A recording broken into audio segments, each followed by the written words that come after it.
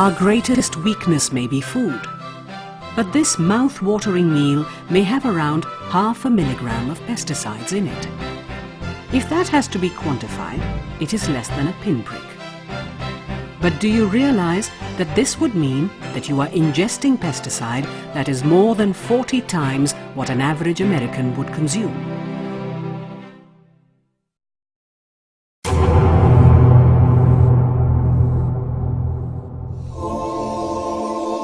All pesticides are lethal poisons. In India, indiscriminate and unregulated use of pesticides is poisoning land, water, air and food. India spreads out nearly 90,000 tons of pesticides on its fields, making it one of the largest users in the world. Farmers use pesticides carelessly. Some use the wrong chemical, while others overuse. Many harvest immediately after spraying. That is why there are dangerous levels of pesticide in ladyfingers, tomatoes, cabbage and cauliflower.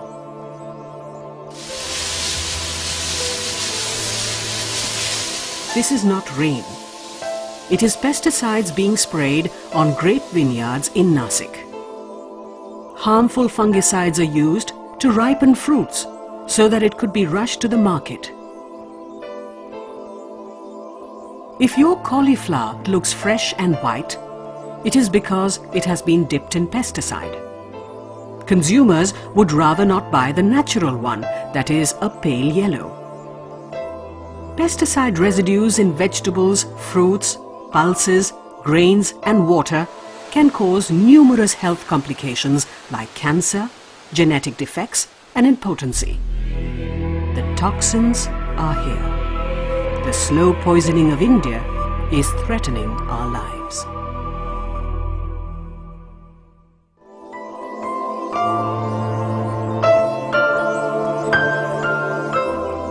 Welcome to Kerala, God's own country.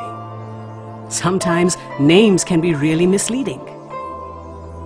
Take this area in Kasaragod. It is called Swarg. In Hindi and Malayalam, Swarg means heaven. Nothing could be more ironical. For those in Swarg, this is no heaven, as it is plagued by disease and tragedy.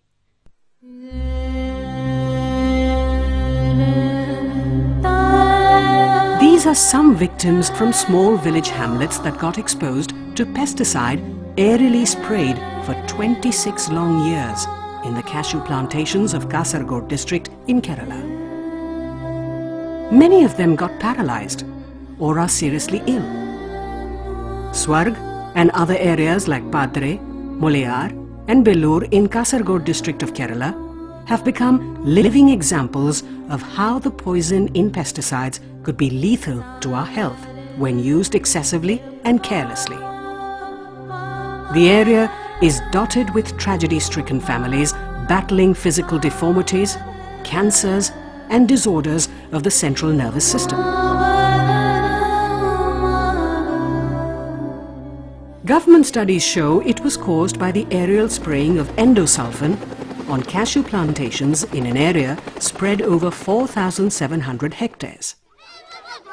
Numerous children in the Vaninagar school in Padre village have complex health problems. When Shruti was born 10 years ago, she had just one leg to use. The other was malformed. Her mother soon died of cancer, leaving Shruti to fend for herself at the tender age of 4. Aimlessly running around the school is 14-year-old Udaya Maniani, who is mentally challenged. He was almost 9 when he started walking and is still in primary school. He smiles, unaware of the tragedy that stalks his future. Udaya Shetty was born with cerebral palsy. He smiles at strangers and television cameras that film his tragedy. His family sent him to school just to keep him occupied. But children ran away from him in fear. Udaya Naik was born with a hole in his heart. He needs open heart surgery, but his family cannot afford it. Shruti tries to make the best of her life with an artificial leg, but others are not so lucky. Government studies show that the spraying of endosulfan pesticide on the cashew plantations had affected the health of the villagers. Endosulfan is a deadly pesticide banned in many parts of the world. It is mandatory to cover all water sources like wells, tanks and other water bodies during the spraying of such a toxic pesticide. But this was not done. Endosulfan hangs on long after it has been sprayed. Rains wash the deadly pesticide from the mountainous terrain into rivers below, which are drinking water sources. Swarga is one such stream. I started my practice here in 1982. As I became familiar with the families nearby my clinic, I started noticing that something is peculiar here. There has been high incidences of central nervous system diseases like psychiatric problems and neurological deficits, mental retardation, cerebral palsy, congenital abnormalities, and moreover cancer cases. For the last 2 years, because of a court order banning endosulfan spray, there has been no spray here. The very good thing here is the life has started improving. The ecology, the nature has started improving. We can see the birds, actually birds, fishes, reptiles, all had been extinguished from here during the spray time. As the tragedy of the victims got media exposure, the Indian Council of Medical Research asked the National Institute of Occupational Health to study the effects of endosulfan exposure on school children in Vaninagar. The study showed children had congenital abnormalities. Male children suffered from delayed sexual maturity, while female children matured early. Another study by the Kerala's Health Department also found cases of congenital abnormalities, mental retardation, cancer and infertility in areas where the aerial spraying was done. Endosulfan was also found in the blood samples of children. 14-year-old Manikandan from Mulayar has a serious skin problem. He stays close to the cashew plantations. He finds it difficult to sleep at night as his skin itches and hurts.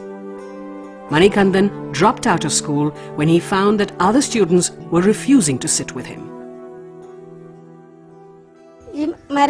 Helicopter അടിക്കാൻ വരുന്നില്ല നമ്മൾ ഈലന്നെ ഫോരരി ഈലയോടിയാണ് പോകുന്നത് ഈ കൂപ്പിലേക്ക് അപ്പൊ ഈല അതിനെ കൊണ്ട് വന്നില്ല ഒരു സംശയം അവ ഈ കിണറ്റിലും പിന്നെ നമ്മൾ പാത്രം വെള്ളത്തിന് പുറത്തെല്ലാം വെക്കുമ്പോൾ അടച്ചു വെക്കലൊന്നുമില്ല പല സൂക്കേടും ഛർദിയും പനിയും തലവേദന പനിയായിട്ടെല്ലാം കിടക്കും.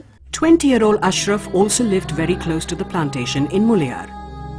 He was fit and healthy in primary school, but gradually his eyesight weakened, walking became difficult, and today he is mentally challenged. But Ashraf's father, Abdul, is now more worried about Shahina, his 10-year-old daughter. She is developing similar symptoms. Her eyesight is getting weaker. Nizamuddin from Nattanige village looks 3, but he is 7. His growth has been severely retarded. He does not speak, but mumbles. He too lived very close to a cashew plantation. But seeing what happened to him, his family shifted a kilometer away. But it is just too late. In the same area is 22-year-old Hemlata. Her mother remembers how she walked to school through the plantations while the spraying was on. But after the 7th standard, she found life going out of her hands and legs. Today she cannot move at all and lies in a corner.